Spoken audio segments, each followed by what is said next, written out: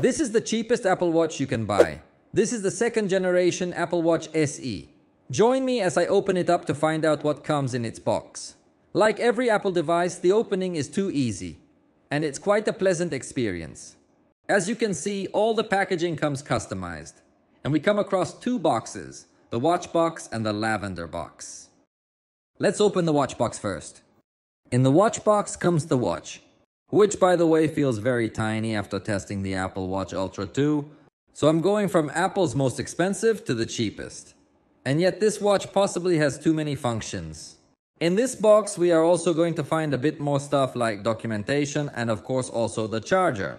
Remember that it is a wireless charger with a plate with magnetic absorption. By the way, on this side it has USB-C. Now let's open the other box, and it also features very easy opening. And we're going to find this band that's made of silicone.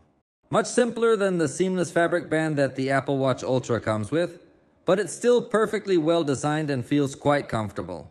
And of course the fitting will also be quite simple, and you can buy other interchangeable bands for it. And you're all set up here. I'm going to share my full review with you soon so you can get a feel for everything this watch can do, which doesn't turn on because it doesn't seem to be charged.